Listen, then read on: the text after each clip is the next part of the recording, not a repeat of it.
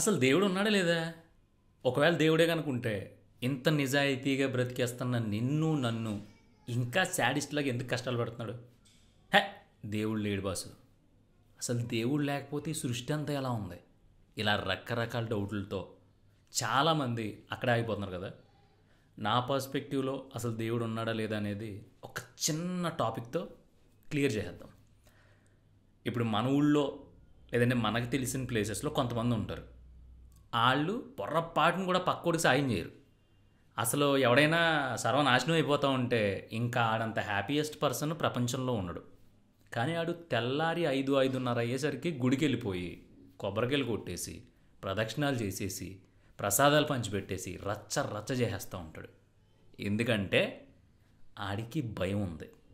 ఆడికి తెలుసు ఎవరికే మనం రూపాయి పాలా సాయం చెయ్యం, ఎవరి దగ్గరైనా లాగేసుకుంటాం. పైగా ఎవడైనా కూలిపోయి తూలిపోతూ ఉంటే ఆడిని చూసి పిచ్చ పిచ్చగా రాక్షస ఆనందం మనకి. సో ఇన్ని తప్పులు చేస్తున్నావు కాబట్టి నువ్వు సచ్చినట్టు పొద్దున్నే లెగిసి నువ్వు వెళ్ళి దండం పెట్టుకుని కొబ్బరికాయలు కొట్టకపోతే ఈ పాపాలన్నీ కూడా వచ్చేసి రేపేమన్నా అయిపోద్దేమో అనేది భయం కదా. సో ఇక్కడ ఓన్లీ అన్సెక్యూర్ ఫీలింగ్ వచ్చేసి అన్సెక్యూర్గా మనం ఎప్పుడైతే ఫీల్ అయిపోయి మన వల్ల ఏం కావట్లేదు అని ఫీల్ అవుతామో అప్పుడు మాత్రమే మనకు దేవుడు గుర్తొస్తాడు. అలా కాకుండా హ్యాపీగా డబ్బులు వచ్చేస్తున్నాయి పొలోమని కార్లు బంగ్లాలు పనోళ్ళు అది ఇది ఊళ్ళో పలుకుబడి సూపర్ తోపులో ఉన్నాం. అలాంటి వాళ్ళు అందరూ కూడా దేవుడిని పొగుడుతారు. మళ్ళీ ఏంటి అసలు దేవుడు మాకు బాగా కలిసి వచ్చింది, పలానా రోజున గుడికి వెళ్తే లేదంటే పలానా రోజున దండం పెట్టుకుంటే అని.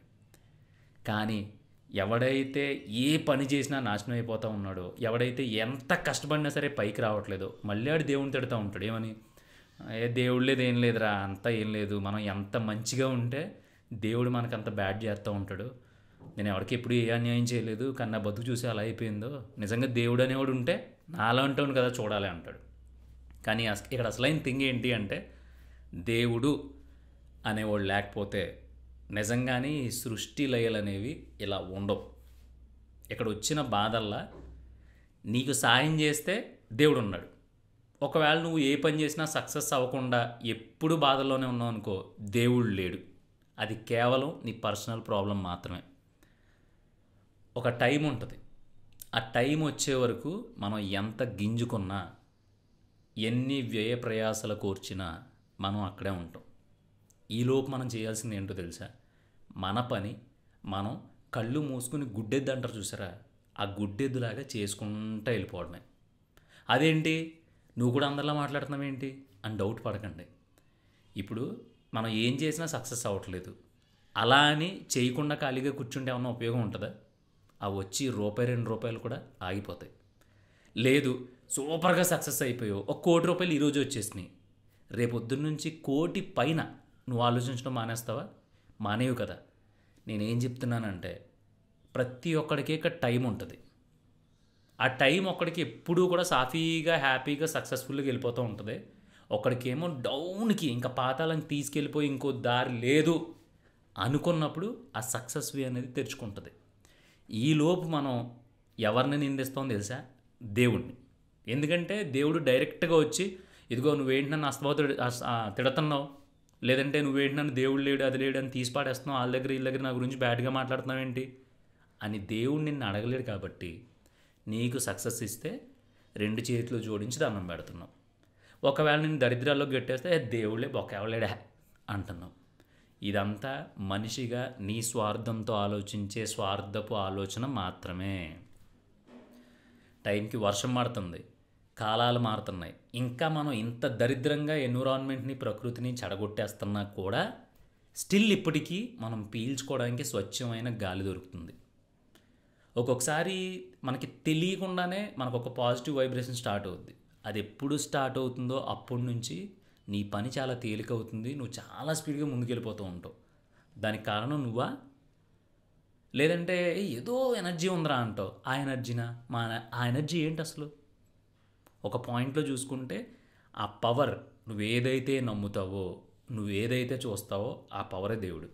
ఇంకా క్లారిటీగా చెప్తాను నేను, ఇప్పుడు నా వేలో చెప్తాను నేను.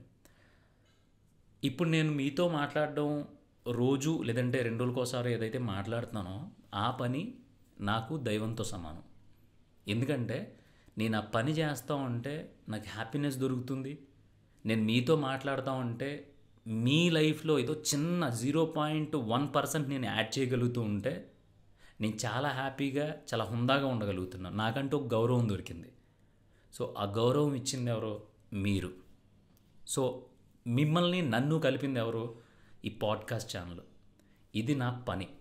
ఈ పని నేను ఎంత భక్తి శ్రద్ధలతో ఒళ్ళు దగ్గర పెట్టుకుని చేస్తానో అప్పుడు నేను నిజంగానే ఒక మంచి పాజిటివ్ వైబ్లో వెళ్ళగలుగుతాను. అలా కాకుండా నాకు నచ్చినప్పుడు, నాకు ఇష్టం వచ్చినప్పుడు, లేదంటే నాకు టైం పాస్ అవునప్పుడు చేశాను అనుకో, అది ఎప్పటికీ కూడా మిమ్మల్ని ముందుకు తీసుకెళ్ళలేదు, నన్ను ముందుకు తీసుకెళ్ళలేదు. ఎందుకంటే మన ఇద్దరినీ కలిపేది ఇది. కాబట్టి ఈ టైం రావడానికి, అంటే నాకు ఈ హ్యాపీనెస్, ఈ వేవ్ లెంత్ దొరకడానికి దాదాపుగా కొన్ని సంవత్సరాలు పట్టింది. మరి లాస్ట్ ఈ జరిగిపోయిన సంవత్సరాలు అంటే నేను మీకు తెలియక ముందు ఖాళీగా కూర్చోలేదు. నేను చాలా చాలా దరిద్రాలు చూశాను నేను. అప్పుడు ఎప్పుడు నేను దేవుణ్ణి కానీ లేదంటే ఒక పవర్ని కానీ తిట్టుకోలే. సరే టైం రాలేదు మనకి, చూద్దాం ఎన్ని రోజులు టెస్ట్ చేస్తుందో చూద్దాం అని చెప్పి నేను చేసే ప్రతి పనిని ఒక గాడ్ మోడ్లో చూశాను. అలా చూడడం వల్ల ఈరోజు నాకు ఇంతమంది నా వెల్ విషర్స్ దొరికారు అనేది నా ఒపీనియన్. అన్న ఇదంతా ఓకే, కానీ దేవుడు ఉన్నాడు లేదో క్లారిటీ రాలేదన్నా అంటావా? ఒకటి గుర్తుపెట్టుకో, నువ్వు ఎప్పుడైతే భూమి మీదకి వచ్చావో ఆ భూమి మీద రావడానికి ఇక్కడ నువ్వు ఎవరి దగ్గర పర్మిషన్ తీసుకోలేదు. అసలు నువ్వు వస్తావని నీకే తెలియదు. సో పోయేటప్పుడు కూడా నువ్వు ఎప్పుడు పోతావు, ఎలా పోతావు అనేది కూడా నీకు తెలియదు. కానీ నీకు తెలిసిందల్లా ఏంటి అంటే ఈ క్షణం, ఈ నిమిషం, ఈ రోజు నువ్వేం చేయాలనేది నువ్వు బలంగా నమ్మి, ఒక రోజు ఖచ్చితంగా ఈ రోజు గుడికి వెళ్ళకపోతే అయ్య బాబోయ్ దేవుడు కోపం వచ్చేస్తుందేమో అని నువ్వు భయపడతావు చూసావా, అదే భయాన్ని ఈ రోజు గనక, ఈ క్షణం గనక నేను కష్టపడకపోతే నా లైఫ్ నా మీద పగబట్టేస్తుంది, నన్ను సర్వనాశనం చేసేస్తుంది అని గనక నువ్వు భయపడితే అదే దైవత్వం. సో ఇప్పుడు దేవుడు ఉన్నాడా లేదా? నువ్వు కష్టపడి భయపడి జీవితానికి పని చేసుకోగలిగితే దేవుడు ఉన్నాడు. లేదు ఏముంది చూసుకుందాం, అదృష్టం ఉంటే అదే వస్తుంది అనుకున్నావు అంటే కనుక దేవుడు లేనట్టే. ఇక్కడ కొంతమందే కష్టపడి సక్సెస్ఫుల్గా సక్సెస్ అవుతున్నారు. దానికి ఒక ఉదాహరణ చెప్తా. హార్దిక్ పాండ్యా క్రికెటర్, గత 8-9 నెలలుగా అతన్ని కుక్కతో పోల్చారు, వర్స్ట్గా తిట్టారు. రోహిత్ శర్మని తీసేసి ముంబై ఇండియన్స్లోకి వచ్చేసాడు. కెప్టెన్సీ తీసుకుని రోహిత్ శర్మని ఎక్కడో బౌండరీ దగ్గర ఫీల్డింగ్ పెట్టించి గ్రౌండ్ అంతా పరుగు పెట్టేస్తున్నాడు. అదొక రౌండ్ వేసుకున్నారు గట్టిగా. అసలు రెస్పెక్ట్ లేదు, అది లేదు, ఇది లేదు, అది లేదు అని చెప్పి. నెక్స్ట్ తనకి వాళ్ళ భార్యకి ఇద్దరికీ మధ్య విడాకులు అయిపోతున్నాయి, ఇద్దరికీ పడట్లేదు. పెళ్లి ఫోటోలు కూడా సోషల్ మీడియా హ్యాండిల్లో డిలీట్ చేసేసారు. సో వీళ్ళందరూ అంతే డబ్బున్నోళ్ళు, సెలబ్రిటీసు, క్రికెటర్స్ ఇలాగే ఉంటారని చెప్పేసి మళ్ళీ తనని తిట్టారు. అసలు వీడు దేనికి చేతగాడు, వీడికి ఎందుకు ఇంత ప్రియారిటీ ఇస్తున్నారని చెప్పేసి క్రికెట్ లవర్స్ అందరూ హార్దిక్ పాండ్యాని నానా బూట్లు తిట్టారు. కట్ చేస్తే ఈరోజు world cup, T20 world cup నెగ్గడానికి ముఖ్య కారకుడు హార్దిక్ పాండ్యా. ఎంతమంది ఏకమైపోయి తన గురించి 1% కూడా తెలియని నేను, నువ్వు కూడా హార్దిక్ పాండ్యాని తిట్టాం. కానీ తను ఈ 8 నెలల పీరియడ్లో ఒక్కసారి కూడా ఒక్కళ్ళని కూడా సోషల్ మీడియాలో కానీ మీడియా ముందు కానీ పళ్ళెత్తి మాట అనలేదు. ఎందుకంటే తను ఏం చేయడానికి వచ్చాడు, తను ఏం చేస్తున్నాడు, తనకి ఏమి ఇష్టం, తన జీవితం ఏంటి అనేది తనకు క్లియర్ కట్గా తెలుసు. సో ఈ 9 నెలల్లో దరిద్రాల్లో ఉన్నప్పుడు కూడా తన దేవుడు అనే కాన్సెప్ట్ని వదిలిపెట్టలేదు. శివుడికి పూజలు చేశాడు, కృష్ణుడి భజనలు చేశాడు, రకరకాల దైవత్వానికి సంబంధించిన కాన్సెప్ట్లు అన్నీ ఫాలో అవుతూ పూజలు చేసుకుంటూ, దాంతోపాటు తనకి ఏదైతే లైఫ్ని ఇచ్చిందో, అంటే తను ఏదైతే దైవంగా భావించాడో అలాంటి క్రికెట్ని ఎట్టి పరిస్థితుల్లోని వదలకుండా, ఆ ఫామ్ని కొంచెం కూడా తగ్గించకుండా ఒక 100 రెట్ల ఫామ్ని పెంచుకోగలిగాడు. ఏంటి ఇన్ని దరిద్రాల్లో, ఇంత నెగిటివ్ వైబ్రేషన్లో 140 కోట్ల మంది ఉన్న మన భారతదేశంలో దాదాపు కొన్ని లక్షల మంది హార్దిక్ పాండ్యాని ట్రోల్ చేశారు, బ్లేమ్ చేశారు, తిట్టారు. అయినా సరే ఇదంతా కాదు, తను ఏదైతే నమ్ముకున్నాడో అదే దైవం అనుకున్నాడు. అది క్రికెట్. దాన్నే నమ్ముకున్నాడు, దానికోసమే కష్టపడ్డాడు, అదే గ్రౌండ్లో ఏడ్చాడు, అదే గ్రౌండ్లో కసితీరా మళ్ళీ ప్రాక్టీస్ చేశాడు. ఈరోజు world cup T20 world cup నెగ్గడంలో మనోడు నాకు తెలిసి 60% ఎబో కాంట్రిబ్యూట్ చేశాడు. సో ఇప్పుడు హార్దిక్ పాండ్యా దేవుడు ఉన్నాడని నమ్మాడా లేడా అంటే నమ్మాడు 100%. ఎందుకంటే తను నమ్ముకున్న క్రికెట్ ఏదైతే ఉందో అదే తనకి దైవంతో సమానం.